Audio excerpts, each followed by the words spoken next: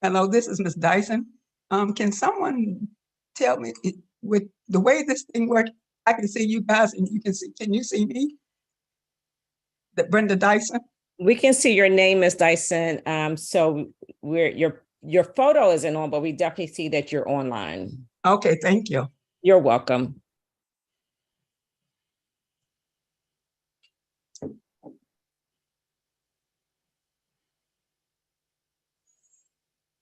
Ms. Dyson, there's a button in the lower left-hand corner that looks like a video camera, and it has a line through it if you're not on, but you can push that button and it'll make your image come up. Okay, Lord. Oh, this thing.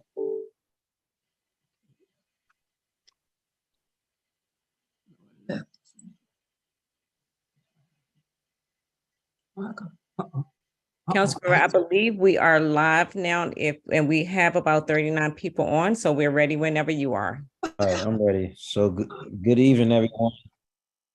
Thank you all for joining this very important conversation about the Henson Ridge community. We have been getting a number of calls from residents and MPD as relates to a number of issues facing the property. We wanted tonight to get the residents on board. We're not on board, but into the room with the property management. It's to my understanding, there has been a number of community meetings, I think 3 so far, and upwards of 40 people attending down to 3 people attending. We just want to make sure there is accountability, and we want to make sure that the information that is shared is across the board in a fair and equitable way that puts the tenants' rights first.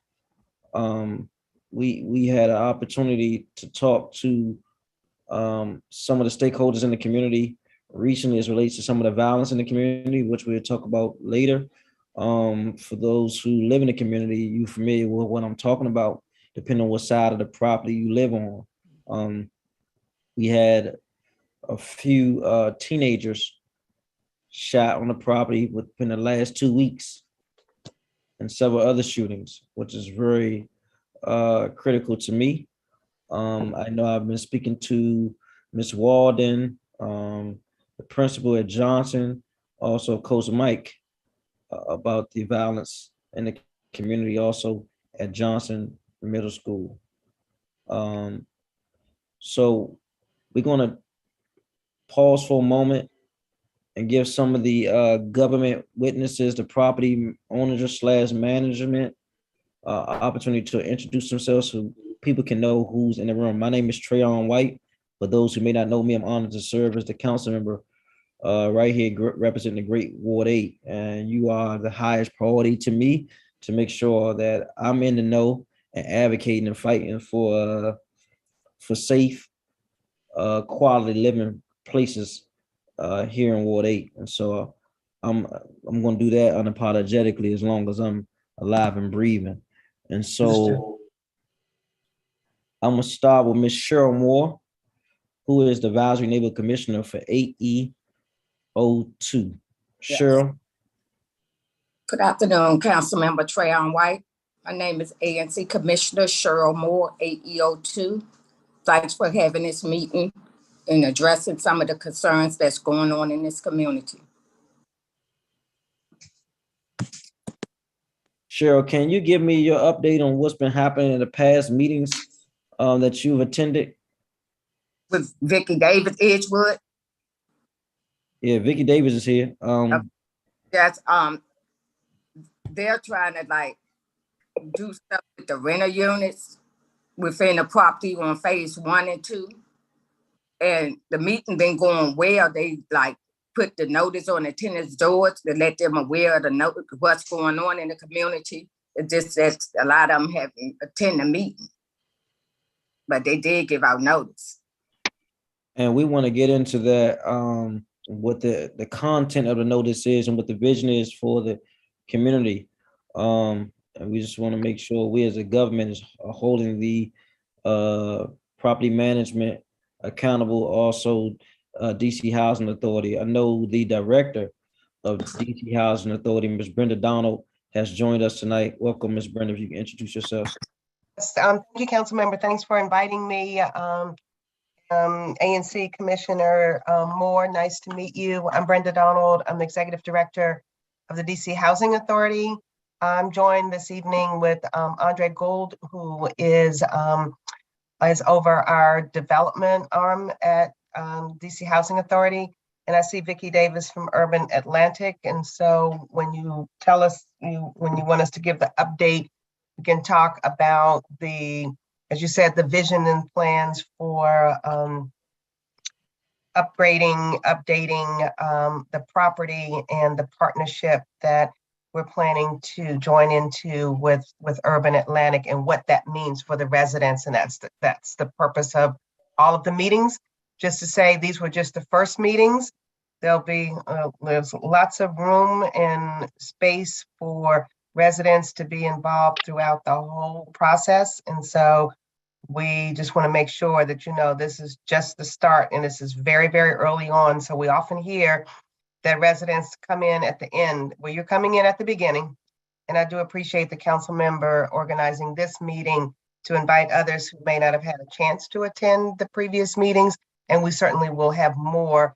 And we will do other outreach if people aren't even able to attend. But this is just the beginning of a very long process, but one that we hope is very exciting for the community to rehab this property and to join in partnership that is going to make it better for the people who live here.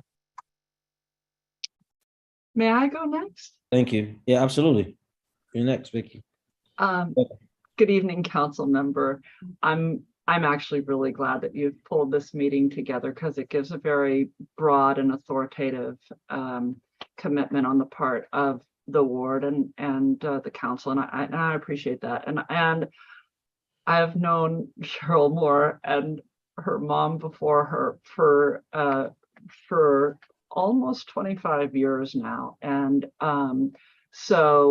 and she has been an active ANC commissioner. She has my cell phone. I'm aware of things as she posts them and brings me in. I greatly treasure that relationship.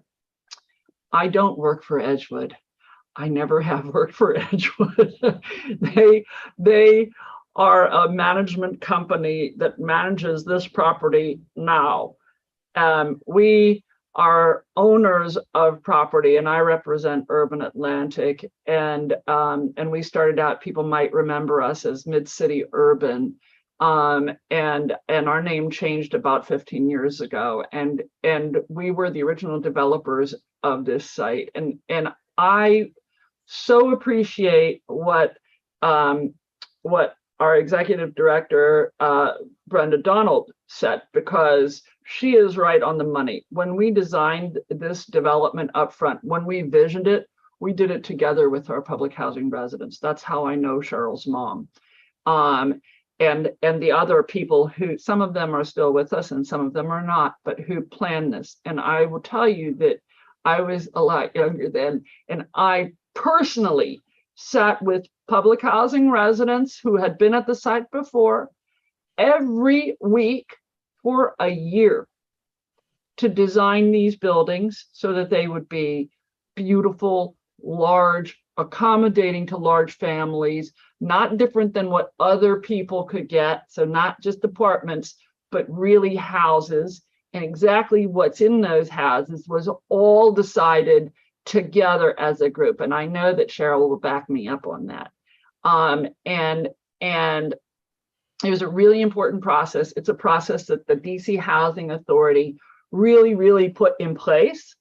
And that is an amazing thing, because I think this property has really met a lot of family needs over years. Nothing is ever problem free. Let me ask you something real quick, Yep. Ms. Davis. So in your capacity now, are you a co-owner? What is the role? Yes. And you are Yes. hired. So you and I am DC a co-owner. have hired a property management company, correct? Yes. All right. Yes, and I will just say this, periodically we review our management companies, and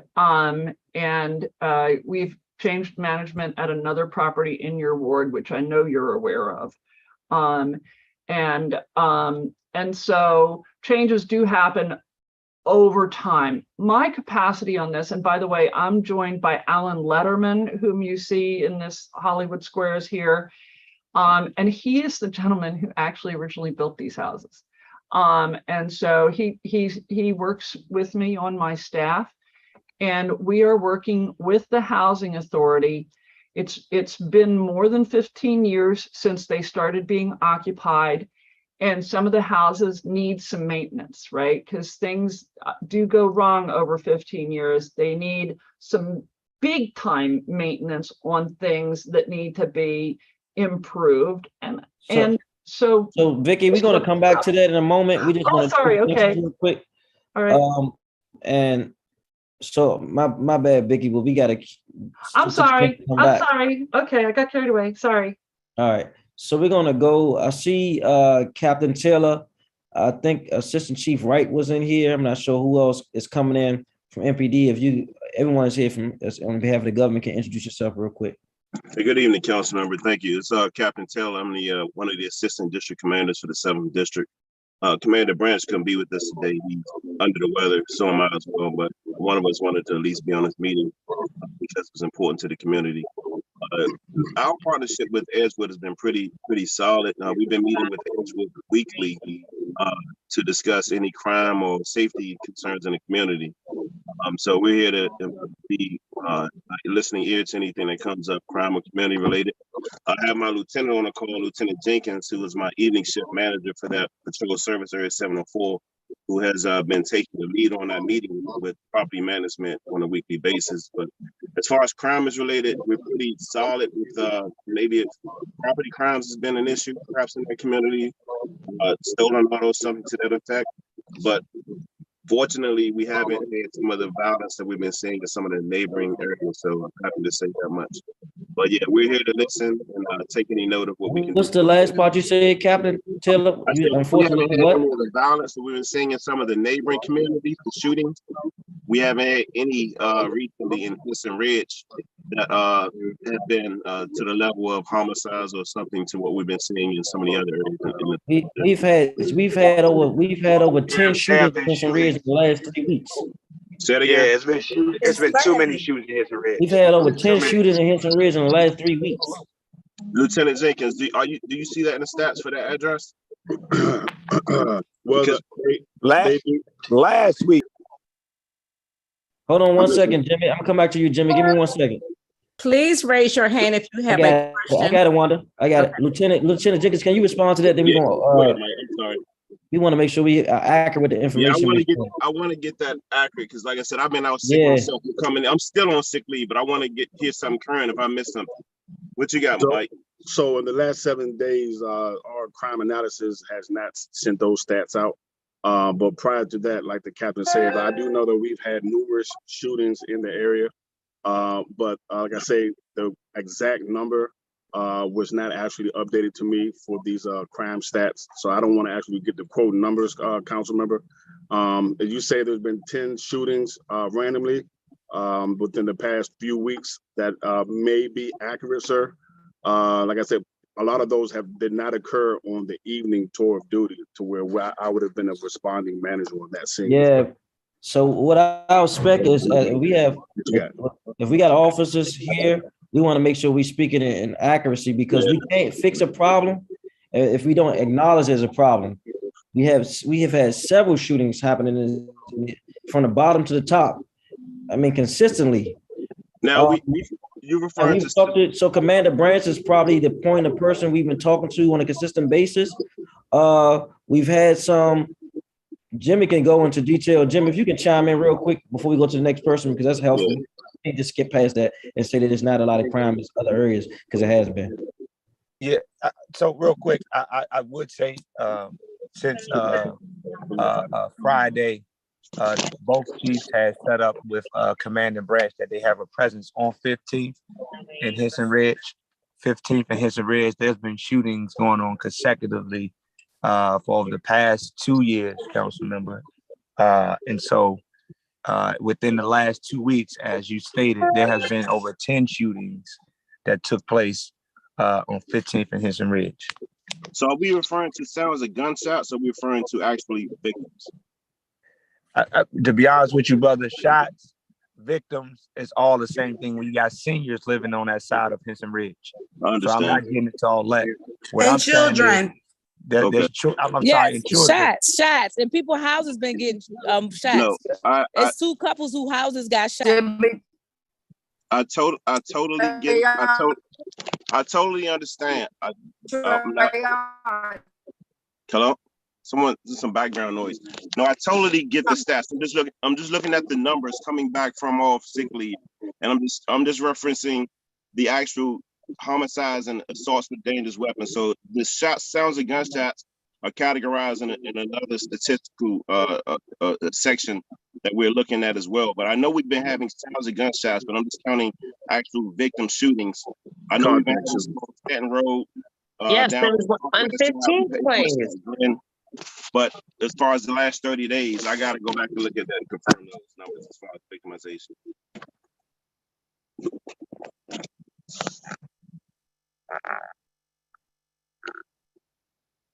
Sorry, my computer went out, but I'm back. So I don't know what all was said, but I do know that there has been several shootings on the property and extensive property damage.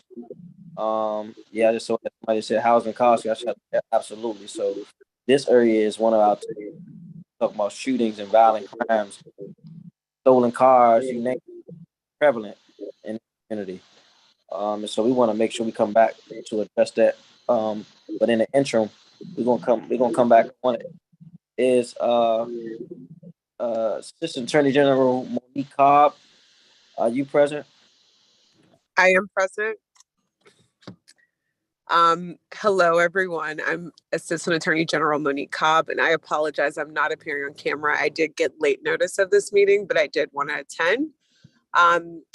In my office, I work in the Social Justice Division. We bring suits for nuisances, and that's drug and firearm nuisances, as well as slumlord suits where we bring suits against properties where there's poor housing conditions. We are certainly here to listen today and to figure out where we may be most helpful, and to answer any questions that anyone may have on this call. Thank you. Sure, I see your hand is up. I'm gonna come back to you in a moment.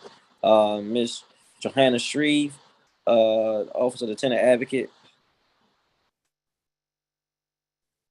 Good evening. Johanna Shreve, Chief Tenant Advocate. As the council member has indicated, I was called an hour and a half ago and asked to come on to the call. My office is responsible for protecting the rights of all tenants. And we are concerned about the demographics of violence on all these properties. We're also concerned or interested in finding out if, in fact, there is a tenant association.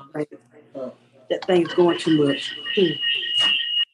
If there is a tenant association on the property, council member, our office has a technical advisory consultant group that works with all tenants. When there are changes in the property, we like to assist the tenants in understanding the legal aspects of those changes to ensure that their rights are protected. So anything that we can do to assist you and your staff in that area, as well as the tenants and ANC Commissioner Ms. Moore. My phone number in the office is 202-719-6560. That's the Office of the Tenant Advocate. And we're here to serve at any time you need us. Thank you so much for joining us. So if it's Edgewood on the call, that's been a big elephant in the room. No, sir, they're not on the call. Yes, I'm here. My name is Yvonne Queen. I'm the regional manager for Henson Ridge. Sorry, thank you. My apologies. No problem. Thank you.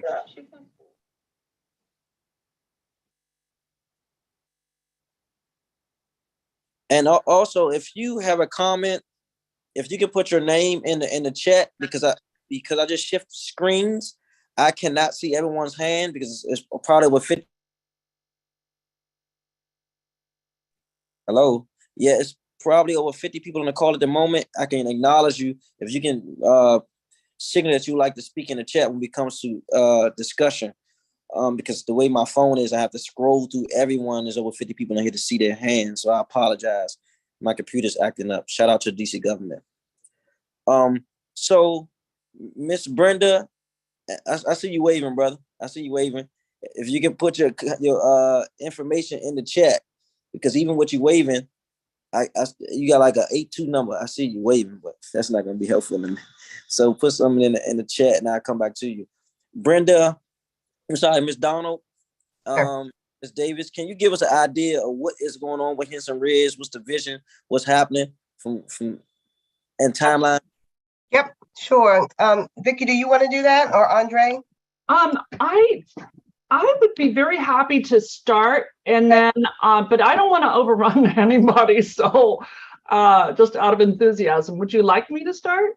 Yes, I think that would be great, since just to be clear that everybody knows, the ownership and what the future plans are, and then Andre can chime in terms of kind of timeline and what the steps are. So, Ms. Davis, before you start, can you please tell me how many units are in this property? yes, that's a great spot to start. So Henson Ridge was originally conceptualized as 600 units total. Of those, 320 are home ownership and not impacted by this. And the other 280 are rental and are part of this discussion. Of the 280, there is Henson 1 and Henson 2. Henson 1 has 124 units. Henson 2 has 156 units. Henson 1 was done first. It's north of Stanton Road. It goes up Alabama and over to Bruce. And if I make a mistake on the roads, please tell me. But up to the playground at the top there. It has 124 units of it. All of the units are low-income housing tax credit rental units. Inside of all of those low-income housing tax credit units, there is a subset of units that are called ACC units. ACC stands for Annual Contributions Contract. That is under Section 9 of the Housing Code. Many people know that as public housing. Those are people where they pay 30% of their income towards rent, and the DCHA, Brenda's organization, pays the balance to pay the housing cost on a monthly basis. We own those 124 units together with partners and a tax credit syndicator. That's a lot of information. On the south side of the site. Wait, before you go any further, Vicky, of the ACC units, how many units are in the ACC, did you say? Of the sub-unit subset? 68. How many? 68. Thank you. Okay. Okay. On the south side of the site, a different subsidy program was used because there were different financing sources. So on the south side of the site, for 156 units, they're all low-income housing tax credit units. However, there are no ACC units on that side of the site. There are 92 Section 8 units. And functionally, they work the same as ACC in some ways, and Brenda can tell you much more about that. But in essence, the person pays 30% of their income, and then the subsidy pays the remaining piece. Low-income housing tax credits have a 15-year compliance period. That has expired. And what it allows us to do is take out the people who gave us the money to help us get the project done originally and replace them with new people who will give more money to do renovations to those units and to bring them to a point where they have new roofs, ideally with solar on top, which is on my list of things. Address things that are important to most people. In one of the meetings, I had a lady say to me, my refrigerator is pretty old. And another lady said to me, oh, my dishwasher doesn't work. And so it's things like that. Also, when we built these townhouses, it was more than 15 years ago. And so we tended to use carpeting more often than LVT flooring. So we're thinking, and carpeting is not brilliant for people who have asthma, right? Because it's a little hard to clean and allergens get stuck. And so part of what we are proposing is to change it to LVT. There's been a lot of progress in that material, and it gives you a much more cleanable floor and one that's easier for people in wheelchairs and a whole lot of things like that. On the south side, we built a lot of buildings that have elevators in them, personal, individual elevators. And they too have a lifespan to them where they get harder to maintain over a very long period of time. So appliances, heating and air conditioning. We have also every house more or less has a front door and a back door. And there are a few exceptions to that, but the back doors go out to the parking, and there are stoops and stairs that go down to that, and that's on our list of things that we need to address as well. Some of the siding needs to be addressed. Some of the windows need to be addressed. Some of the front doors need to be addressed. Now, we have a contractor who actually helped us build these homes up front. It's Hamel Builders that we've been talking to about this. And we think, and we know that through Edgewood, we've been able to replace appliances, sometimes kitchen cabinets, without people having to leave their units. It's really important to us that we don't remove anybody at any time from this site. There's no relocation contemplated, zero. That's very important to not be disruptive to people's lives. So we're working on staging the work so that there is a crew that does all of the flooring in a house and then goes to the next house, and next house, and next house. All of the appliances in a house, and next house, and next house, and next house. So we're trying to find our way through that. We also think that we need to address some of the plumbing in some of the units because it's time for fixtures to be replaced. It's really expensive to all of us when there's a leaky toilet. Those are basic things that should be done, but sometimes there's just a replacement that has to happen. There's also other green features. So I've gone on and on and on and on, but that's what we're thinking about. Okay, I'll stop. So I have a question to that, and guys, we're going to get to safety, but we got to address the living situations too, and so we're going to get to that. So I have a question. So you said that the property is up on this 15-year covenant. So how is this new renovations being paid for, and would it affect anyone's rent increases? So great question. We actually have a document that I can find a better technical way to give you than this, but it's a frequently asked questions document that we have been showing to our residents in the meeting. And not only have we shown it, but when I was at the meeting, we read through it, each and every single one. So nobody will be displaced. Nobody will be relocated. Nobody's rent will change. The only thing that we're trying to do is give the property a boost up so it has a great next 15 years. You also asked me a question about financing. The answer to that, I think, is that we will re-syndicate tax credits plus, and Ms. Donald can speak to this, there is a national program that we've used on other properties already that's called RAD. And the RAD program helps the people only in those 68 ACC units. It changes the math on how the subsidy comes in, not the resident rent, just the subsidy, so that it allows us to finance those units. And if I said that wrong, Brenda, please tell me. Brenda, go, you gotta unmute yourself. Oh, somebody has to unmute her. You have the controls. No, we don't. You can't unmute people on Zoom. They only can unmute themselves. Yeah, I think Ms. Donald, you should be able to unmute yourself now. Okay, now I can. I was trying to get in. Vicki was going on and on. Sorry.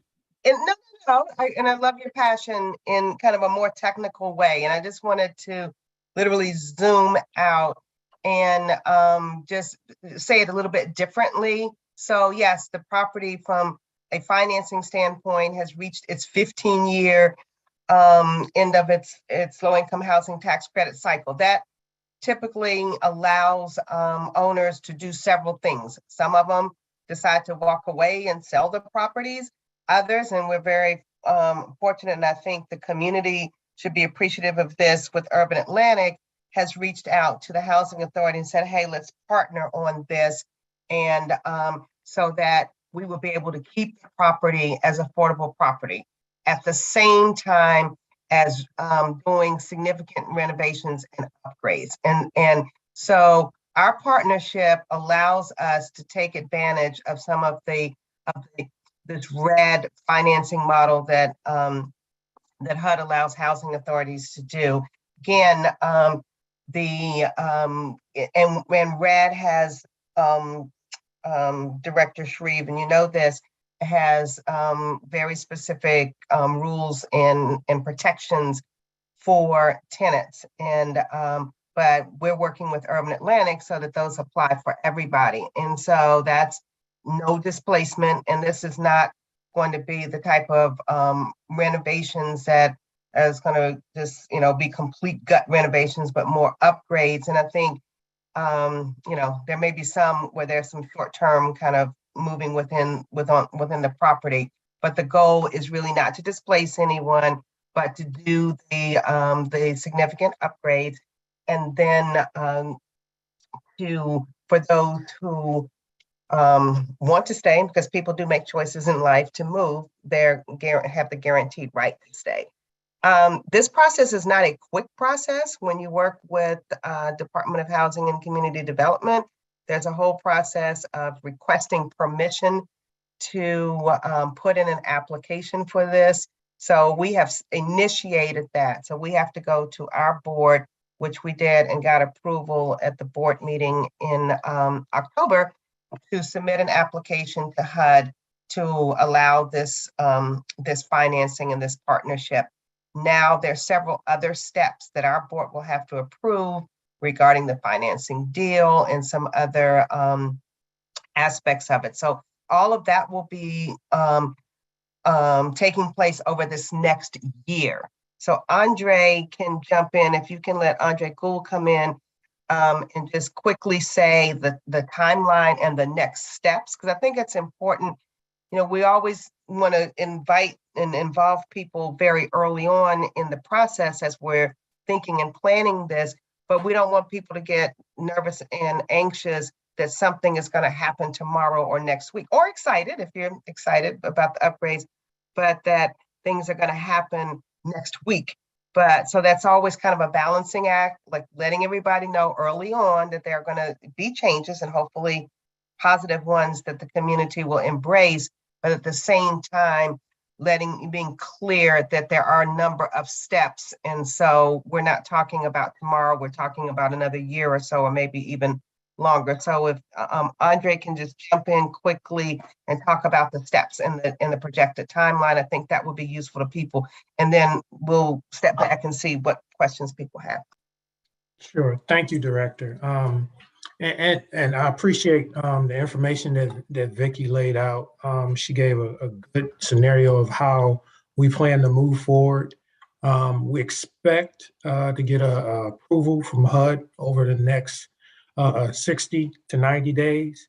And once we get that approval for the application, which means that we can start the process, we'll come back out and talk to the residents and let them know that we received that initial approval.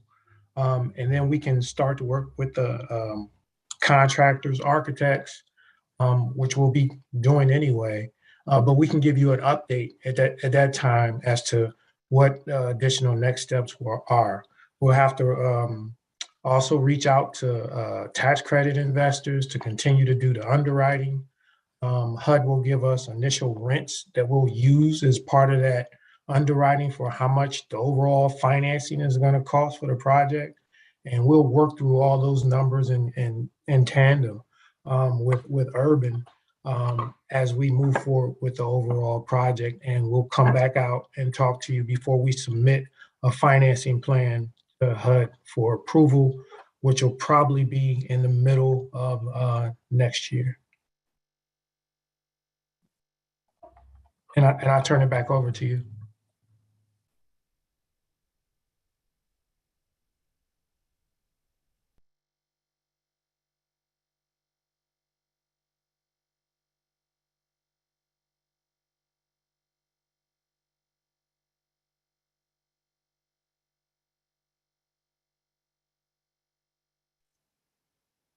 Thank you. Wanda, whoever's Rose, if you can unmute Lieutenant Jenkins and Captain Taylor. And also we have a few hands I want to, Wanda, you don't have to mute everyone at the time because it's hard trying to wait for you to unmute everyone if you're not doing it quickly. So we're gonna, if we'll kind of manage it, but it's hard for me to speak. I gotta wait to chime back in. So we have some people who are speaking just says iPhone, so I'm not sure who you are. But I do have Mr. Going. Mr. Goins, if you can unmute Going, Mr. Going and me coming back, my bad, to Jimmy Jenkins. Go ahead, Mr. Going.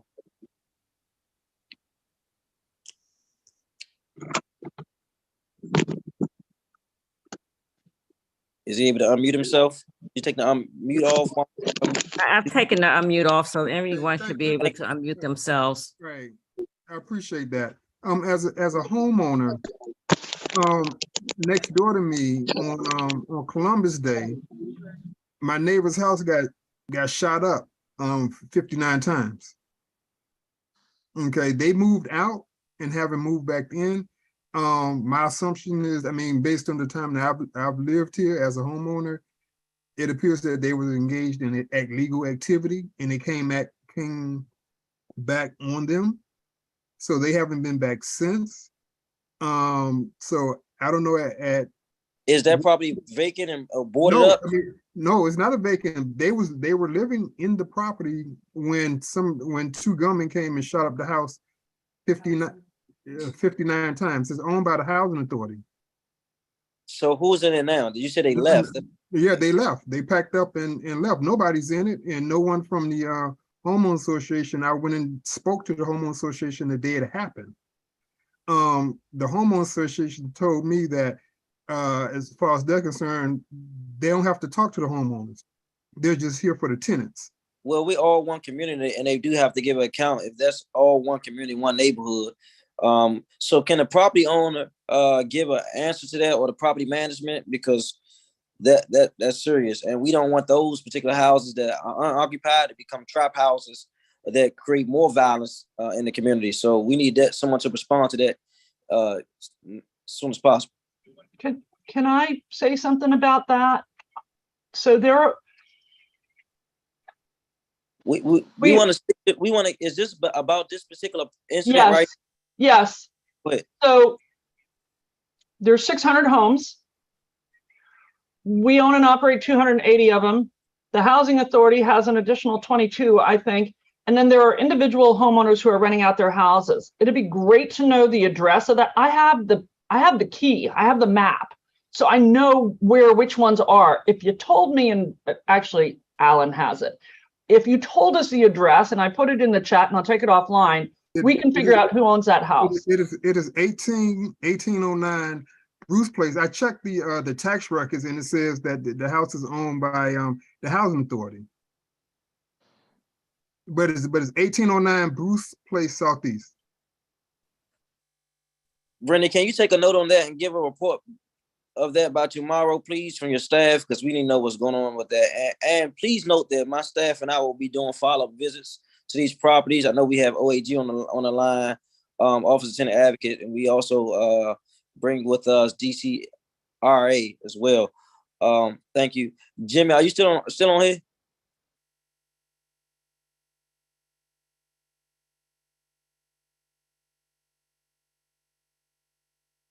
Okay, I don't see him. All right, let me go back. Robinson. And if you choose not to display your full name, that's fine. If you want to put a letter or something, because I know some people don't want to identify themselves, which is cool with me. We just need to know what's going on and where so we can start addressing it. Okay, let me keep going. Robinson? Who was that speaking? Andre, did you call for Andre Robinson? Yes. Yes. Well, my issue, I'm not for sure if we're still on the safety, but my issue is currently, like I put in the chat, me and my brother is right now displaced due to our whole house was flooded due to negligence of the maintenance to I believe it was to our air unit. Something far as a sprinkler broke and the whole house was literally flooded. This happened on Sunday, just past. And respectfully, you know, the rental property is doing all they can to get things done. But the issue is with there's been like over 8 years of maintenance that hasn't been done in the property. And I know that we're not the only property that's dealing with it, but I think it's a huge issue, including the safety. But I just think with the situation we're in now, that because I normally don't come on these meetings, but I believe it's important because now waiting and taking the blows and being patient, waiting on the property manager, waiting on everybody to do their job. Now it's time to speak out. And I think what we're going through right now, I don't want another property to go through what we're right now, almost a weekend being displaced from our home because of maintenance just not being up to code, up to date, being done. And now we have to suffer this 2 weeks or more away from our home because of things not being done on the property. And we cry out, we've been through courts, we've been through everything we can, and it's like nothing's being done. And now you're going to see me a lot more, you're going to hear me a lot more, because I think I speak for the rest of the community. This has to, we have to be treated better than not just with the maintenance issues, but even with the safety. It's time. It's to a point where we have to stop talking and we have to start doing. We have to feel safe. We have to feel comfortable in the community. And it's time for the people that's on this line and the people that care and that's doing work to put in that time to do what needs to be done. Because the situation we in, I don't want no one else to face this situation. That they literally have to do that. The whole house is literally was flooded. Roof, ceilings, floors, everything. And it could have been avoided if maintenance would have been doing, and the things that could have been done as far as inspections, a lot of this could have been avoided. Even with the violence, security, a lot of things can be avoided if we just put things in place to keep the community safe. Can you send Brenda Donald? I'm sorry. Brenda Donald your address in the chat straight to her directly. And also Wendy Glenn, so we can document it, so we can follow up. Because I heard you say Sunday, today is now Thursday. So, I mean, that's the end of the week at this point. So we got to figure what they're doing to fix the unit up. And I also agree about the neglect of the property. I even had to go to a house before because the property management, and just probably 4 property managers ago, they were charging people to fix the door. So if the property is falling apart, I would like to address one thing, and that is we have one unit where sprinklers deployed, and we are grateful that they deployed. We had a subcontractor come in, a DC registered subcontractor come in, replace a furnace, and they didn't attach the flue correctly. And they did, and that is what caused the sprinkler to go off. And so that's a really, really critical thing. And we are inspecting every single unit that had that work done. It's it's a subcontractor. Was that this unit? I think it was. And please give me the address, but I think it was. I think there's only one like that on the entire property, but it raised it to the highest attention because that needs to be addressed immediately, which is what's being done. Yes, it's 1522 Alabama Avenue. That's the address.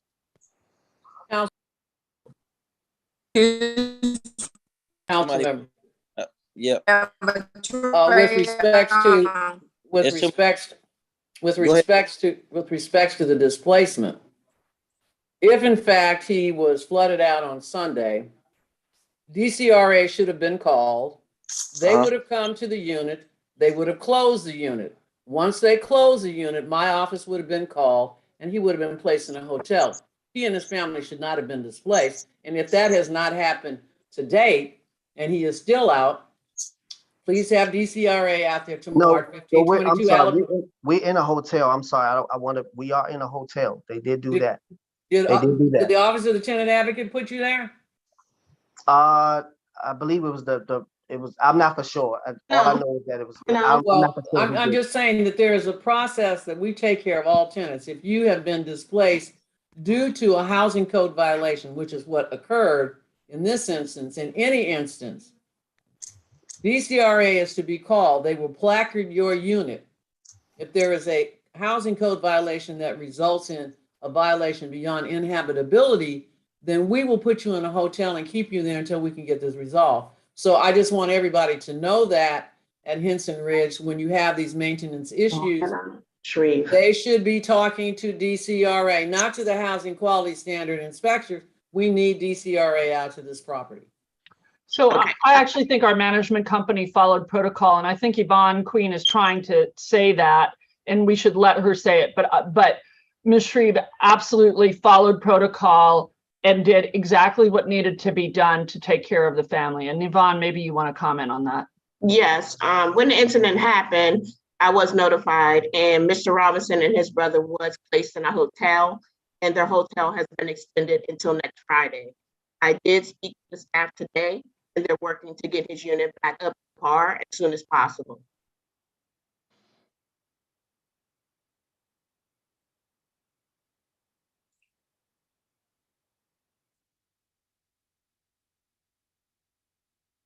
Ms.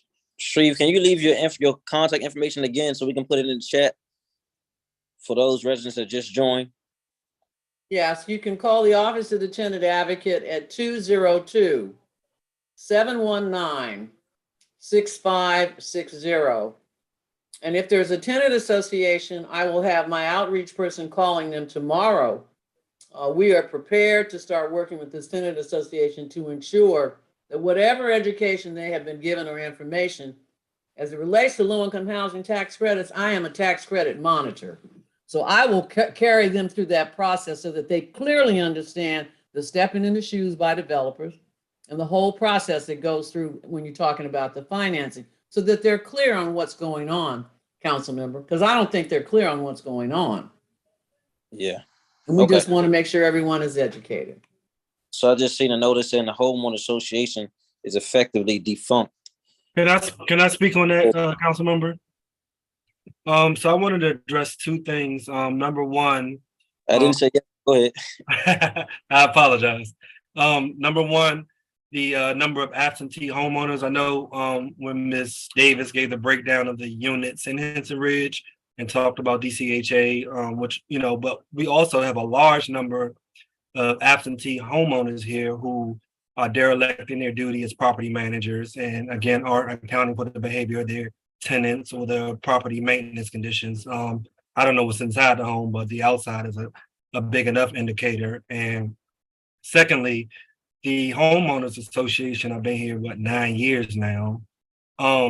We probably had 5 meetings in that time. And, I'm gonna call out Edgewood Management and DC Housing Authority for their role in that. They have the bulk of the seats on the homeowners association. They have the majority. There is no, I guess they don't stand to benefit from the community organizing in a meaningful way. So therefore we don't, normally they issue the notices of meetings, they convene them, blah, blah, blah. we aren't necessarily allowed to organize on our own. Again, they hold the majority of the seats, the developer, I guess, via DCHA and the manager.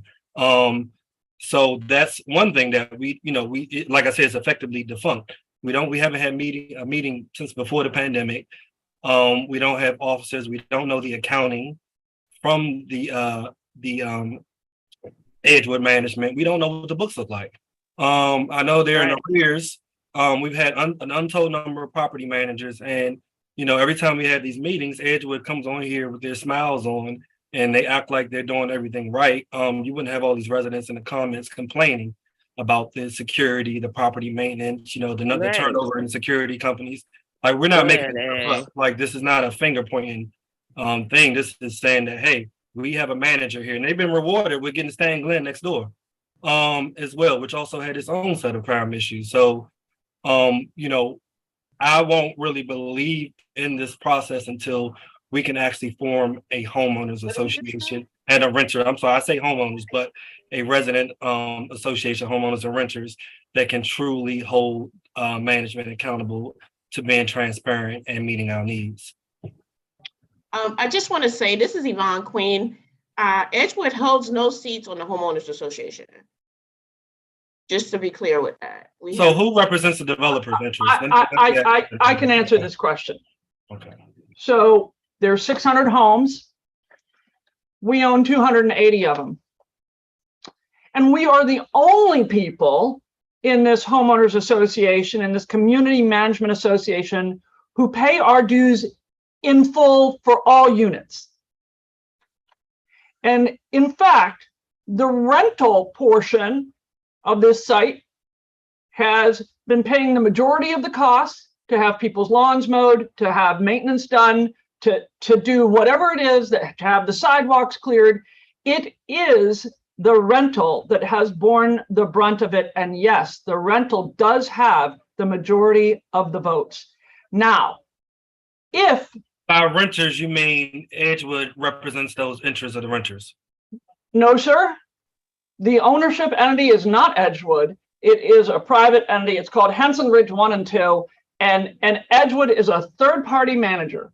So Vicky, I'm hearing you boast about that, Vicky, but when are the meetings for people to come together?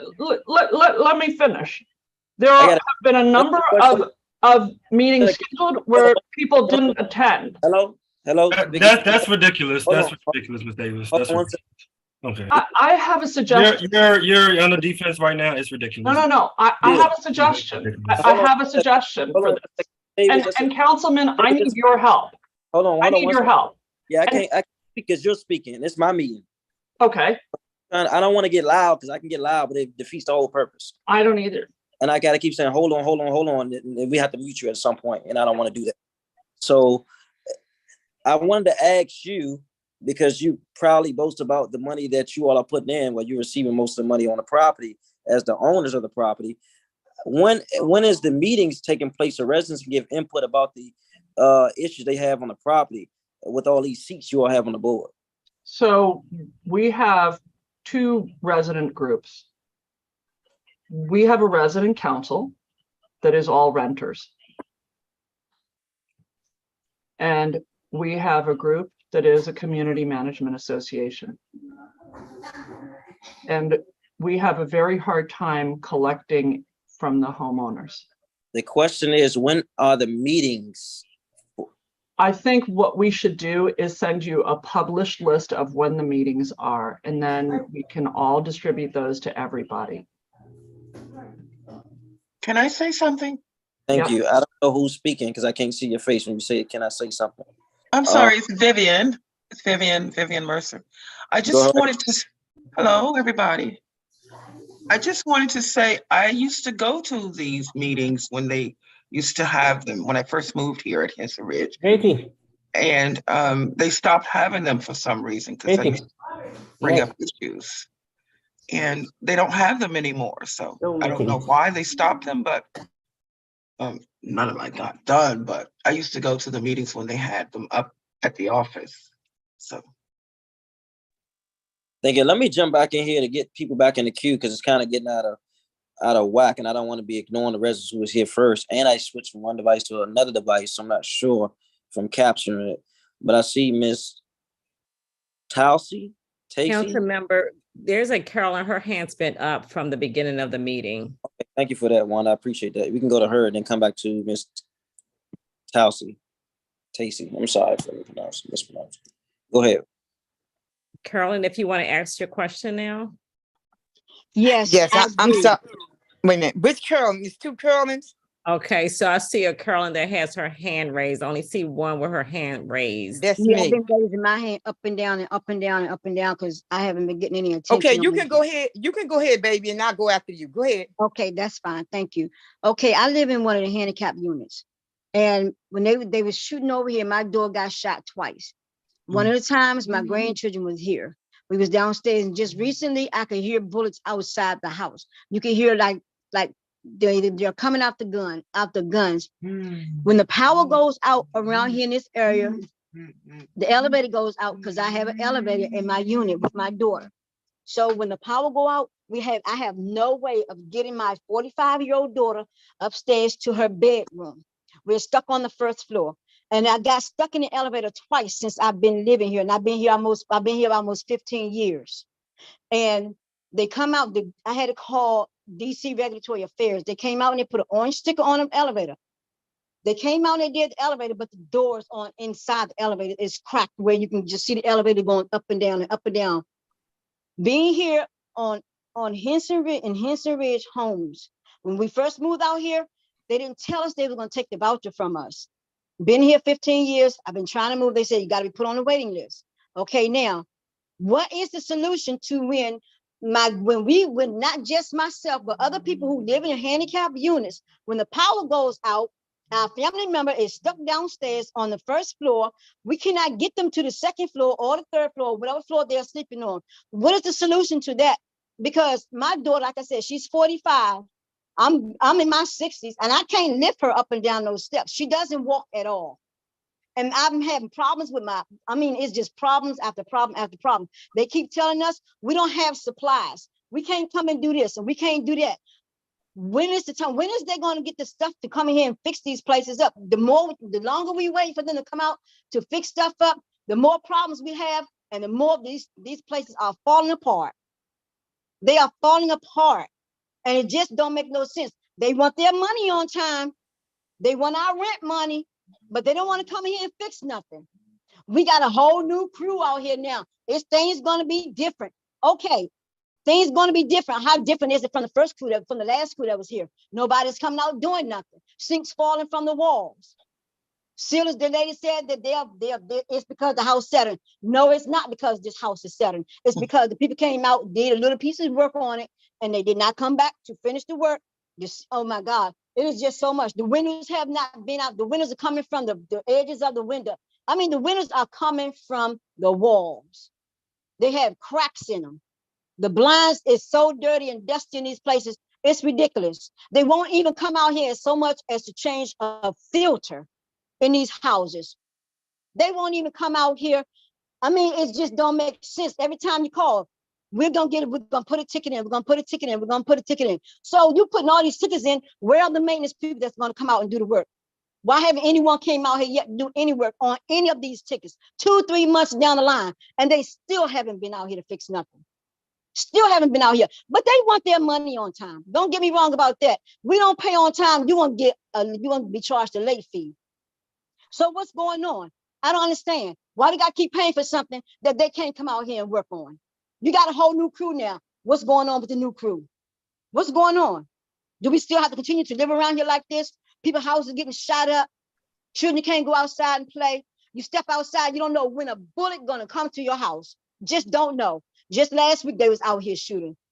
I'm scared to walk out my house with my daughter. Scared to walk in a neighborhood because you don't know when somebody gonna start shooting around here. What's next? And the trouble houses that's on these properties, you guys know about the houses that's around here. You guys know, but what do? Nothing. No accountability. Time Nothing for is a being done. building-wide inspection, sir. So, Excuse me? real quick. So MPD, because So first of all, from the property manager to MPD then the property manager about police control. I do know we had a conference call with Commander Branch.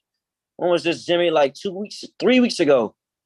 And we had a shooting of a 13-year-old boy last week. And so we've been pleading with MPD to have a presence, and sometimes they do and sometimes they don't. If someone can get an accurate count of how many officers you have in patrolling this PSA, what hours they are working in the community, and what's their shifts, that'll be helpful to us. I got to get calls like I'm MPD to answer all calls about public safety. No problem, sir. This is Lieutenant Jenkins to address that. That Jasper Road shooting with that 13-year-old, when I go through the streets that I have for the Henson property, it doesn't have Jasper Road listed down for that. But like I say, that 13-year-old was a shooting. I was actually on that scene, the watchman on that scene last week. Since then, there has been a plan implemented. I'm trying to find the exact actual streets, but we do have, and this is a round the clock, all 3 shifts are detailed down there, specifically in that area. Jasper, from 15th, shipping. I'm trying to find the actual, so I can be accurate as far as where we have the units. But there is definitely manpower there, and they're not permitted to leave that area unless it is a 1033. So there's always until we're pretty much guided by the chief to change that directive, there will always be police officers down there in that area. They must be scared because we don't see them. Yeah, so I have a follow-up to that because when we called, because you say Jasper, but the issue originally was young people getting shot by Bruce Place. Bruce Place, what's the other street? 15th, Tobias, and they were shooting at the kids at Johnson, was on Bruce Place during football practice. And the commander's now, I know he's sick, but he said he's going to have officers there every day. And when this shooting happened, it was explained to me that the officers was not there that day. So at the day, so since the shooting on the 27th. That's one shooting. I'm talking about, it's been several shootings. And then when you all got on the call, you all explained that this is like it was a calm neighborhood. Like, well, no. Well, sir, see, the difference is, like, as the captain explained, it might have just been just a misinterpretation. So when we said, now there are several, what we call the ADWs, the assaults with the dangerous weapons. There have been several shootings, but all of them were not contact shootings. By meaning contact shooting, means that there was a victim, an actual human that got shot by the bullets. Yes, there was property damage on majority of these shootings. That is correct, but the number that you have for shootings in the Henson area is not what we call contact shootings. There was property damage, yes, not like making light of the property damage, but there was not an actual human victim that was the cause of these ADWs. So we weren't making light that, there's no crime in the area. There was just a miscommunication of, I guess, of how we classified and how it's perceived. who is the point person for that area that's there regular basis supervisor that the residents can get contact information if they have a problem? Well, I am the watchman for Sector 2. I am the lieutenant for Sector 2.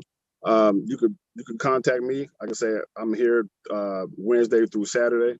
If anyone else is not here, then they can literally always call. How can they reach you, Lieutenant? My number directly will be 202-698-1443. 698-1443. If I am not at that phone number to answer, there's going to be any other lieutenant that will answer, and they can handle any of your issues. If there's an issue, is this the WhatsApp or commander's cell? No, sir. This is my phone number. Okay. And like I say, if I'm not here, whatever the issue may be, you can give it to another lieutenant that will answer that phone, and then it will be forwarded to me directly if it's something that you have directly for myself. Thank you. I'm gonna come back real quick, Lieutenant. For the property management, what security company do you have hired for the property, and what's their tour duty? And as staff have a full plate of projects, Is the question to me? Property management owner. Yvonne, so I would say this, this is like any other subdivision where each home is individually subdivided and is part of the overall community. It's an open community where fences have been taken down over time, and there isn't separate security on the site. It's not like a fenced rental community. In fact, every other row of homes is either a home ownership or a rental. Hello. Oh, sorry. The question is, what name of security company and what is their tour of duty? There is not a security company. Mickey, I got it. Oh, sorry. It's Yvonne. The name of the security company is Blue Line Security. So where are they at then if it's one around here? Because I don't ever see none of them around here. So At all. So what's the validity of it? Because 13 seconds ago, it was not a security company. What's the name of the security company and what's their tour of duty? Because it's saying Blue Line Security is the name of the company. And they come in the evening. They have a rotating schedule. So we don't put out when they're going to be there because we don't want people to get used to. Well, we need to know. They need to be used to prevent the crime. Can I finish? We don't broadcast when they're going to be there because people get used to their schedule and then they only come out when they're not there. No, well, we want to know for the public record, like right now, as a property that's partly owned by the government, when is the tour of duty and where they patrol? What's their patrol routes? They patrol the entire property. From what time to what time? Their schedule changes. Okay, we'll list. I mean, if you can give it to us, that'll be helpful because I got to keep. Right. Sure, I can give it to you in the chat. Mr. White, can I speak now? This Carol. Okay, go ahead, Ms. Kerr. I'm sorry, we supposed to been came back. I apologize. As far as the security, I'm in Henson Ridge at the end by the management office. He sits right there in the car and he don't move. He sits on that corner and you can see him, but he's sitting on the side right now and he don't move at all. He don't patrol nowhere or none of that. He just sitting, that gentleman is sitting right there. Every night I can walk out my door and look down and that gentleman is sitting right there. So if y'all saying he's security, he ain't securing anything.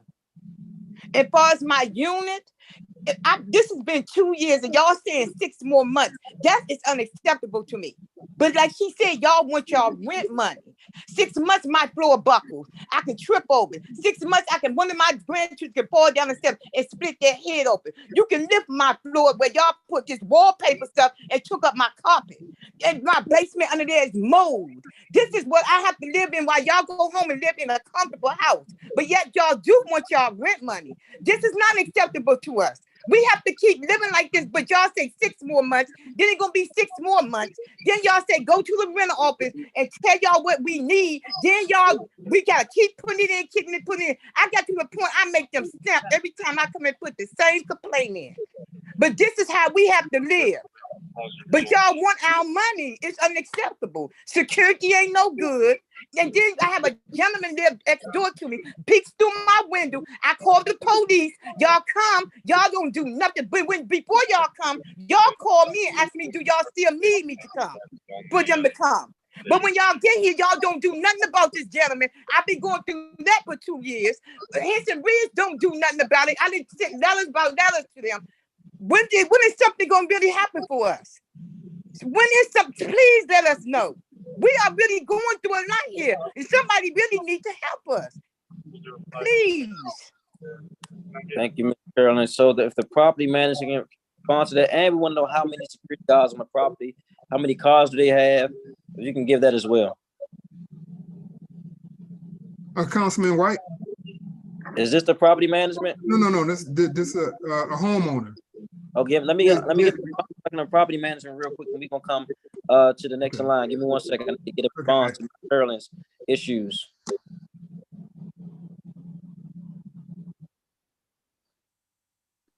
I can answer that question because I talked to the security guard. There's one car. From the property management. Yeah. Yvonne, would you like to answer the comments that Miss Carolyn just made? I just put in the chat, it's 2 guards and 2 vehicles. I think she put into, I think she was talking about maintenance concerns inside of her unit, and that's what the councilman wants you to respond to.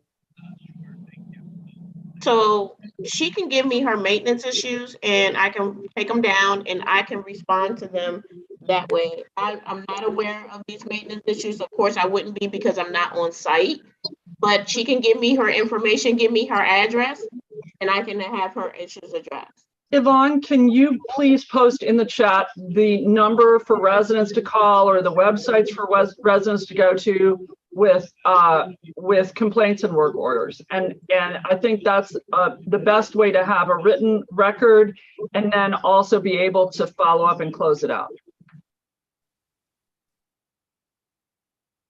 Please. Yvonne, can you do that? I'm doing it now. Thank you. Councilmember, you have 6 hands raised. Wanda, if you can help me, because I can't see all of them from my phone. Absolutely. But I do also want to get an idea of how many security guards is there. I'm hearing about this one car. Is it one security guard? Yes, he's sitting on the corner right now, right by the management office. He sits right there where he's sitting at right now. He never on 15th place. It's posted in the chat, 2 guards, 2 vehicles. That's what the chat says. Okay, I can't see the chat. If somebody could tell me that. 2 guards, 2 vehicles. And what's the shifts? I think the shifts cycle and vary to different times every single day, so there's no routine pattern. We can share those with you offline.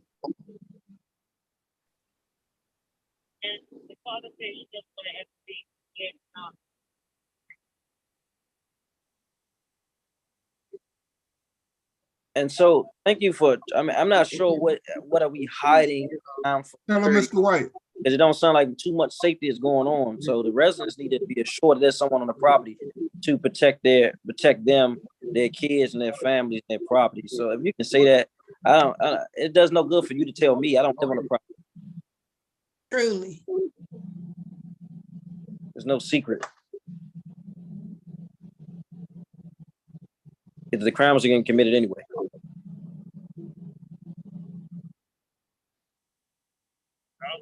Do we not know the tour of duty? Because I'm not sure what's going on here.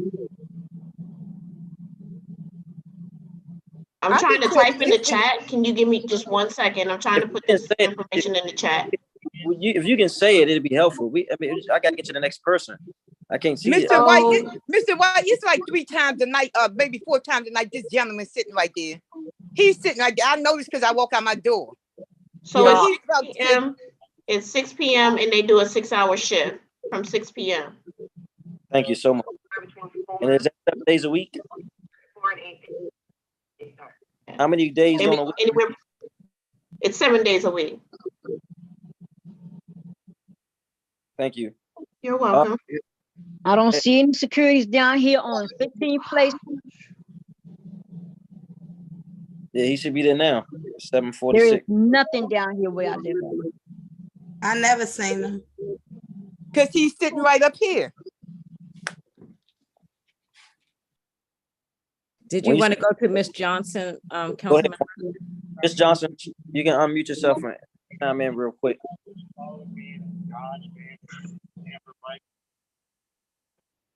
One more time. Gotta hit unmute one more time. I can see you trying to hit it. If you click the button on the screen, it's gonna be a microphone that says mute. You tap it.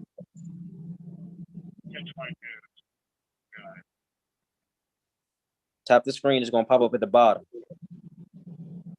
Can you hear me now? Yep, perfect. Go ahead.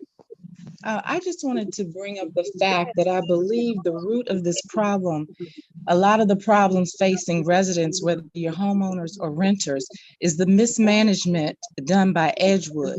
If we're having crime issues and a lot of the residents that are living in deplorable conditions, there's no one there at the office to answer the phones, period. There's no, because they can't keep a community manager. I've been here for 15 years and they change managers like you change your underwear. It's ridiculous.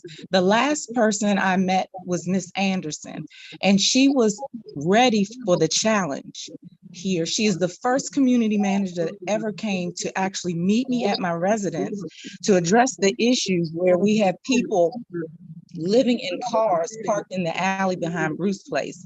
They're shooting, they're selling drugs, they're up all night, they're causing crimes. There's been murders in this row of homes that are occupied by renters. It was brought to the attention by Sherry Condi. She said she was supposed to have that so-called security company come and do a detox back there. But like the other residents said, if you're looking for them, they're usually parked right behind the office on their phones, watching videos or playing games. I've also awakened one of them. There's a male and a female. Whenever, if you need them, they're usually parked behind somebody's house, not patrolling anything. But the main issue I wanted to bring up is they can't keep a manager there. So if you can't keep a manager there to address these issues, then nothing can ever be done. You can't build a house if you can't complete the foundation. And people don't leave jobs, they leave management. So there is a disconnect somewhere with the management of Edgewood and the community manager. I actually had a chance to meet with Miss Anderson on the day that she left, and she said she had contacted Human Resources as well as Sherry Condi and maybe Miss Vicki Davis about the mistreatment she had from Miss Yvonne. Now, I know she's here speaking because there's nobody at the management office to handle anything. But she had many issues about how she was treated and mistreated, and now she's gone after 4 weeks. And the same issues I've been bringing up over a year are not addressed, just like the same people that are living in these deplorable conditions or the people that are misplaced due to flooding. There's nobody there to address the issues, period. Get rid of Edgewood management. Does what is this, Urban Atlantic have any affiliation with Edgewood? Thank you very much. Are they No, part owners of that as no, well? no, we don't own Why can't Edgewood they Management. keep a manager in the They said office to address these issues? No. So I wanted to add that to your plate to look into as well. I take your suggestion very much to heart. Thank you for raising it. We will take it under consideration. There is no affiliation, and thank you for bringing that forward. I agree with you that there has been a tremendous amount of turnover in staff. So so with Edgewood, we've had a number of issues with Edge, not just was on this property, but a number of properties. A number of properties. Vic, you know, man, you have several conversations and meetings similar to this on other properties. Are you all solely picking Edgewood for all your properties? No, no. Okay. Franklin Johnson manages other properties for us in DC. Bizzuto manages properties for us in DC. And then we have other management companies as well. Thank you for your input. So question. Yeah. You all got Stanton Glen? No, we don't own that. No. Okay. But I do know you all have Congress Park. What other properties do you have? I have 400M, I have the Bixby, I have the Harlow, I have Abrams Hall Senior, and I have Abrams Hall Assisted Living.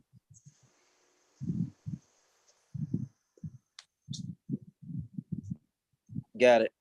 Council member? And I have Rhode Island Row. Sorry, I have Rhode Island Row as well. Yes, yes, Director. I'm going to say one thing. Based upon what I've heard tonight, the tenants could file a complaint with the IRS.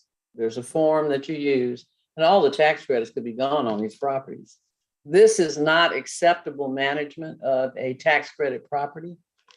A tax credit monitor coming on a property that, just with the descriptions that I've heard this evening, the tax credits could be gone from these properties. You see, there are rules, Section 42 rules that guide how properties are to be managed. And as well, I am certain Vicki is very aware that syndicators, in addition to providing equity into properties, are going to be providing also a series of requirements.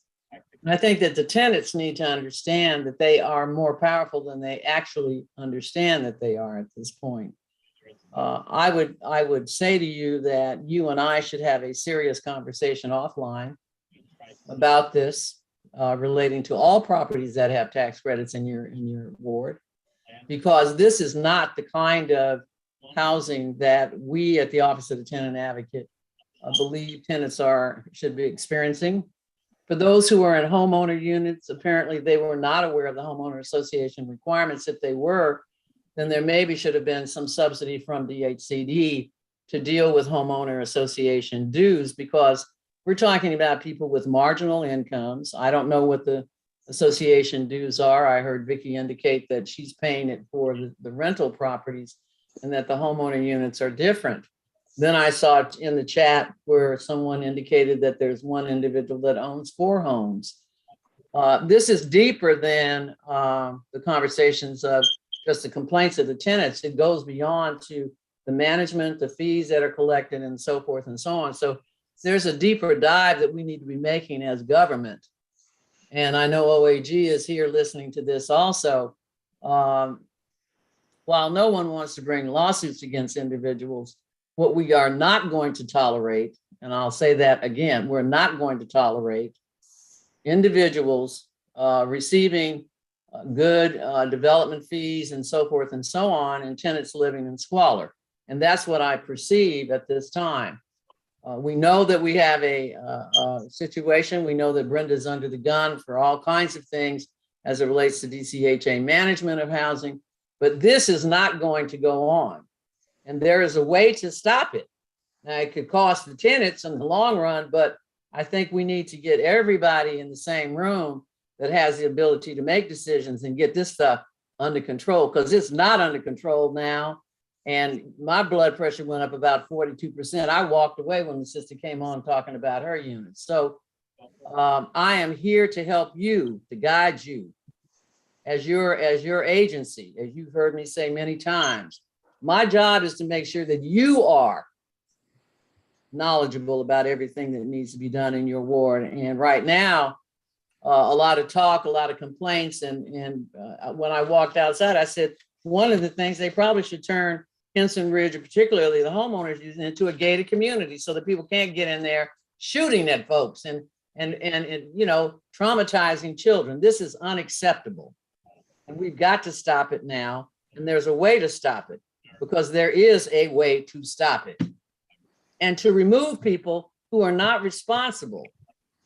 I looked at this and I said, since 2007, Urban Atlantic, where Vicki Davis's team have been involved in this property, and the property is going downhill as opposed to being a property that has assets. So let's see if we can get folks on the right page. Let's see if we can get people in the room so that the complaints, we put those in one column. The resolutions we put in another column, and we look at this development agreement and how they're going to be making changes. And we keep their feet to the fire, my man. We keep their feet to the fire, because their feet are not in the fire right now. And we need to let them know we know how to deal with this, because we really do. Thank you. And we will follow up. One, if you can get a follow-up time and date, that'd be helpful for me, because we do take these matters very seriously. And there has been some historical neglect here, as you've been hearing from the residents who've been here in the long haul. Congressman, I'm sorry, Councilman. We have 5 more. We have 5 more hands raised, council member, and it's 8 o'clock. Just a time check. Okay, Wanda, who's next? There's just a gentleman that's chiming in. I can't see you and don't know who it is. But we have 5 hands before Mr. Brown. Oh, that's Okay. And Mr. Brown, if you raise your hand so I can make sure that I'll come back to you, that would be great. Mr. Brown did have. Candace is next. That's on waving when I first talked about waving your hand. Yeah, that's what I was saying. Okay, well, go ahead, Mr. Brown. Thank you. This is only my 3rd Zoom meeting ever, and my first in like a year, so I wasn't even sure how to do anything. So I do apologize. My name is Brian Brown. I live in the 1500 block of Tobias Drive. My situation is unique. Me and my now ex-wife, we moved here in one of the first units, 2009. We've been divorced since 2015. At that time, I had moved out of the property. The property was solely in her name, and in 2018, I moved back into the property because she moved to a different state. My issue, Councilman, is that the property is not in my name, even though I lived here from the beginning. I've been here. You a renter or owner? I see. That's what technically, I guess you would say I'm a renter, but we did what's called a quit claim deed, where she transferred the property over to me when she left in 2018. I wasn't familiar with the whole process. I was under the assumption that once we did that, it's ownership. It's transferring the ownership of liability from one person to another person. Yes, that's what we did, and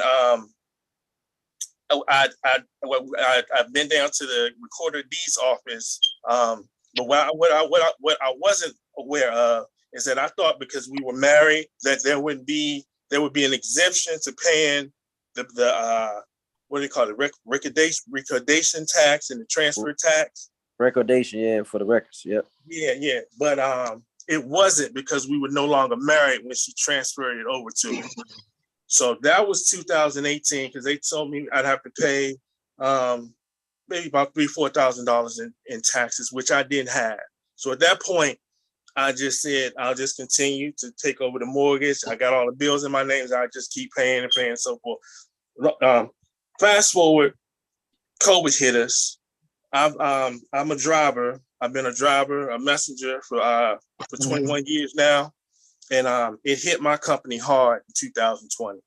So my situation, bills were piling up. I've been behind on my mortgage for the last year. What I did do is apply for, the Homeowners Assistance Fund program to help, reestablish, bring my bills up to date. I'm still in the process right now, but I've done the homeowner counseling with the Latino Center Development Center. LSYC, yeah, I know what you're saying. So you got to drive it home. Where are you and what's the need, brother? What I need is to get the property in my name. Now, what I didn't realize is that every year, I did realize the property goes up, but when the property goes up, the taxes go up. The transfer taxes and everything go up. My councilman, they told me that it would probably be hard for me to get the assistance that I need, even though, I laid out everything because it's not in my name. It's still in my ex-wife's name. And I can't do anything until I get it transferred. And now the taxes, transfer and recordation tax, are up to $12,000. I was told by one of the representatives at the deeds office is if I paid a nominal consideration, I got everything written down, but I ain't gonna waste you with that. Basically, if I paid $4,000, I could get it in my name if I paid it before September 30th. And I went down there with $4,000 and I had to beg, borrow, steal, well, not steal, but I had to get I had the money ready to go. But then when I got down there the last month in September, now that they're telling me, well, it's not, written down and your ex-wife didn't say this and Mr. that. Brown, it sounds like you need legal advice on this. I've gotten legal advice on that, sir. And I mean to interrupt you. I've gotten legal advice on that. And they basically, they told me that, different people tell you different things, but, the tax man needs his money and the $12,000 needs to be paid before you can get the house. And I'm just saying, I've been here in 2009. I've been here from 2018. Mr. Brown, it's 8 o'clock. This I need you to do. If you can send me your cell phone now in the chat on my name, I'll put something. I can't. Say that again, sir. If you can send me your cell phone number in the chat, Okay. I'll get connected with a real estate lawyer tonight to help you sort through some of this. Okay. Because they are right. You do have to retain ownership to be able to sign the documents. So we have to figure out. I have the deed. It's just not recorded in the deeds office. That's the big holdup. But I know you said you're new to the Zoom, which is the third time. Do you know how to enter information into the chat? I came in here with a number while everybody was talking. I finally figured out how to put my name instead of the ID number. I'll try to get back in there and put it in there. Okay. Are you able to write down my email? Yeah, I can do that. Actually, my representative, Julian Tajero, he told me I thought he wrote you a couple weeks ago to explain my situation. I don't know, but that's for the Latino community, that's what they told me. But yeah, I can take it now if I don't mind. I don't care. I got 3 different cell phone numbers. I can give you one right now. Go ahead. 202-702-6946. Again, that's 202 702 6946. That's my cell. 69469. So I see Miss Hemfield says she works at a title company. She can help you. If you can go to the chat, you can get that information as well. Okay. 6946. Okay. Yeah. Thank you, sir. Appreciate you. Thornton. Excuse me, can I get the young lady's information that was speaking before about the taxes on the property and stuff? In the chat or audibly? Oh, here Audibly. Can I go next? Joanna Strive, and she left her number a few times. I'm not sure if you got it. Should she repeat it? Is that what you're asking for? Because it's 8 o'clock, and I know we have a long way to go. Mine is really quick. Miss Candace is next, and then Miss Mercer. Hey, Wanda, is it possible to get another follow-up within the next 10 days with this group? Because we won't have enough time tonight, but these are pertinent issues we need to be addressing, and time is of the essence. Yes, sir. We can certainly do that. All right, go ahead. Who's next? Miss Candace, and then Miss Mercer. And then there's a number 6060, and then 8 of those 4 in that order, and we can conclude the meeting. Mine's really short.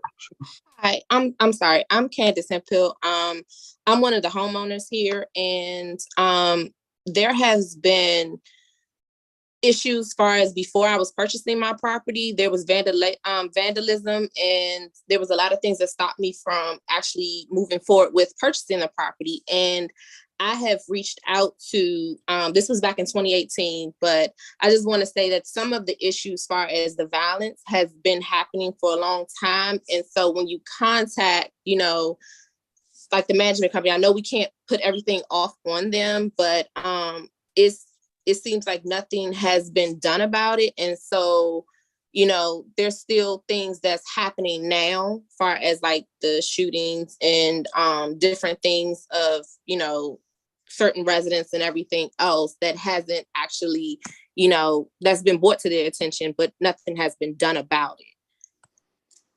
And so it's kind of frustrating as a homeowner, because I know that there are residents, but that tenants, but it's like for us as homeowners, what could be the resolution for us? Like we could say something, but it's not really actually, taking place of a resolvement.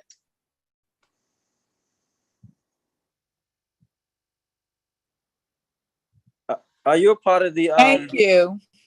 Thank you. Are you a part of the homeowner association at all? I went to one meeting, and this was before the pandemic, and they said that we were supposed to have another one, but there was never a follow-up, and there was nothing that was sent out about it. And and I haven't seen anything recently, because I work from home, so I do see the notices that if they come to the door, anything, there has not been one that has taken place since 2019. So if you all can start leaving your emails in the chat, because we do pass out flyers, but sometimes we are unable to effectively reach everyone via flyer. We still want to do that, but you can leave your email in the chat so we can start corresponding. My staff will take your emails down and record them so we can get back to you all about next steps. That's extremely important. Thank you. Wanda, what's next? Ms. Mercer?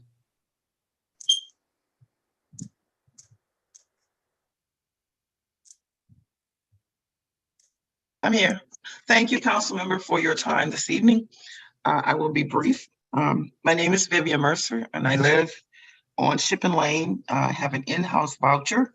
And the 4 issues I wanted to discuss was I met Ms. Anderson, who worked at the Henson office. And I wanted to say that she was very thorough in her work, and I'm sorry to hear that she's gone. Also, for the shootings, I am really scared when I hear the shootings over here on Tobias. I jump out of my bed and hit the floor. And the thing is, I'm so scared down there. I don't know when it's safe to get up. And that's like very nerve-wracking. I'm thinking I'm gonna have a heart attack.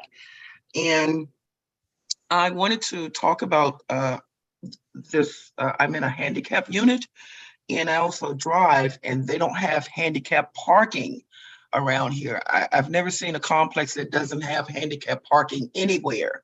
So I've brought this up to the office a number of times. I even have a handicap sticker in my mirror. So I'm hanging on my mirror. So I wanted to know why we don't have handicap parking spaces. And the last issue is putting the trash bins on our front porch. That this is a lease violation if we don't put the trash cans on the front porch. Right now I have them on one on the side of the house, and I've gotten 2 notices recently saying that I must put the trash can on my front porch, which is ridiculous because it's going to draw flies, maggots, and all of that stuff. And I don't want to put that on my front porch. So how is this a lease violation? And that's it. Can the property management respond to both of these situations, please, before we go to the next person? I tried to post the responses for the handicap parking in the chat. You live on a public street, there's a process. I've seen it in other neighborhoods where you can get your parking space in front of your home designated as a handicap space. It's a city process. It's not a private process. Do you have a parking space behind your home? No, I park right here on the side, which is close to my door because Okay. I have sciatica in my back and Yes, arthritis. So yes, you can call me. I posted my cell phone number there. You can call me and I'll try and help you with the handicap parking. For the trash, I can follow up with the management company. I'm not sure what the answer is, but we can follow up and figure that out for you. So not a problem. And then you had the trash, you had the parking, and you had the gunshots. And I think that's one where we really need help from MPD. So can I point out something real quickly? This week, I've gotten 2 notices about putting a trash can on my porch. When someone vandalized my air conditioner, it took them almost a week and a half to come and fix it, and it's still not fixed. So how is a trash can more important than them fixing the grill that had been pulled off from the air conditioner? So an air conditioner in summer is an emergency and should be addressed immediately. And I agree with you on that. Well, in summer, not in winter. The air conditioner is not an emergency in winter. And so for a week and a half for parts, whatever, I think that's understandable. For the trash, my suspicion is that they want you to put it in a particular pace. And I'm guessing now, but my guess is that they want you to put it there because there's an arrangement with the trash pickup company that it has to be in a given place. I'm not sure, but I'll follow up. But for the damaged grill, the grill had been pulled out and was open, and the children play there. As a matter of fact, I just happened to step on the side of the porch and see a child with his hand in the thing. So that's why I told them it was important. And they took their time to come and fix it. So anyway, that's it. That's unacceptable. I agree. Okay. That's it with me. Thank you, council member. Thank you. Mhm. Wanda. Yes, there's the young lady with 6060, last four digits of her telephone number. I do not have a name. If you can unmute yourself.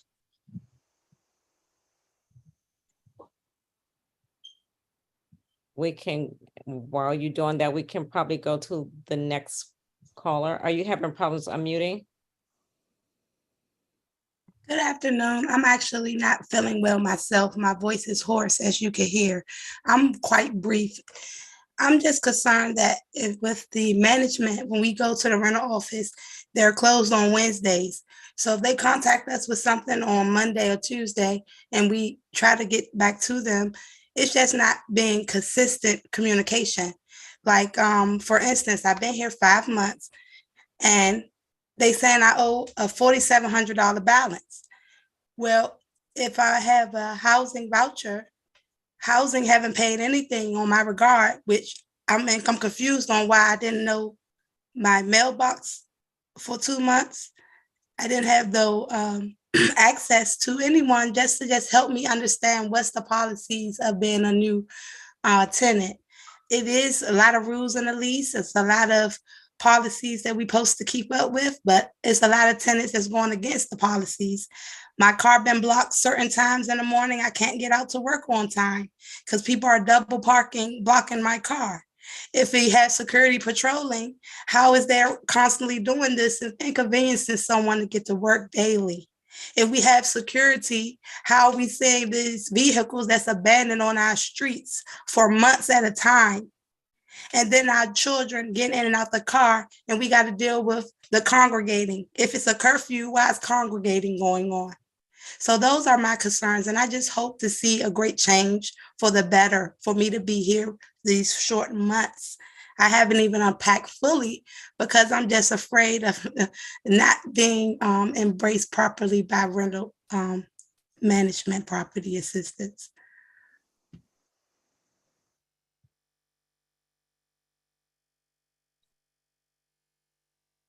On property management and ownership respond to that, please. I see Sherry Condi and Yvonne on the call. I think it would be very proper for you to take this resident's information and follow up with them. Can you do that, please? Yes, Miss Addie, can you send your information to me directly to me in the chat? Yes, I will.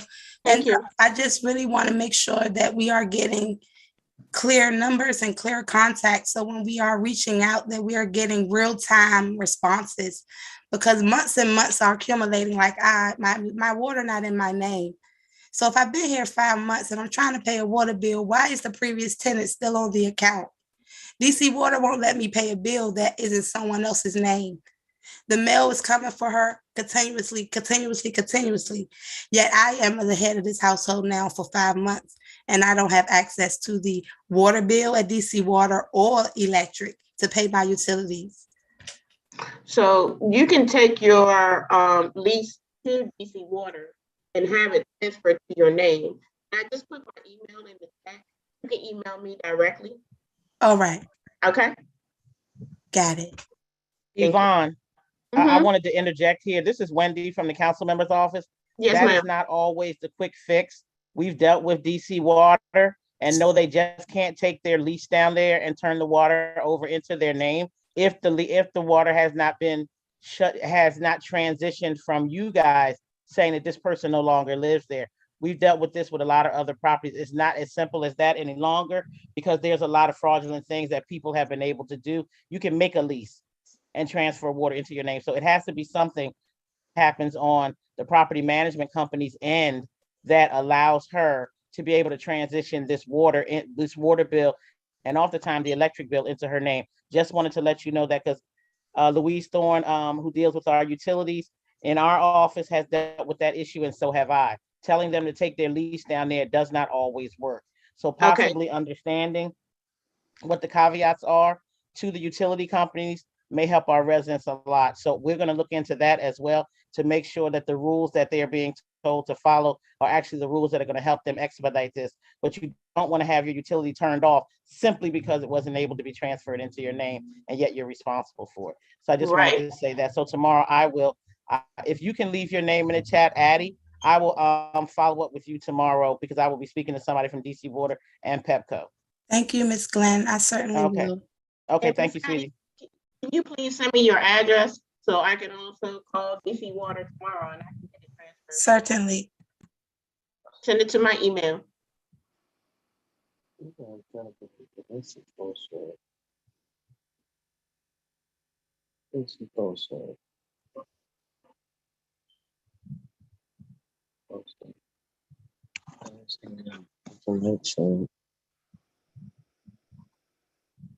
Wanda, was that the last person in the queue? I know we probably got more hands that came up after that. Unfortunately, we're gonna have to wrap up and reconvene the next 10 days. Yes, sir. That was the last question before additional hands went up.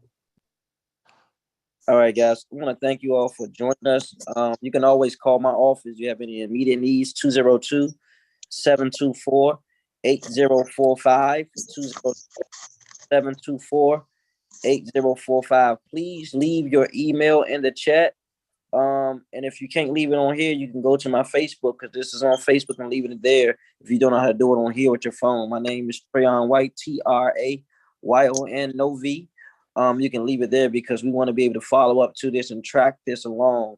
And that's important to us. I want to thank all the property owner, the property management, MPD, Brenda Donald, Monique Cobb, and Shreves, those who came on the call to be helpful. We are going to have a follow-up conversation with these agencies and hope so we can create a better, high quality of living for all residents, particularly residents Henson and Henson Ridge. And Ms. Cheryl Moore is also here as well as the commissioner on this call. She's pushes complaints up to the as well.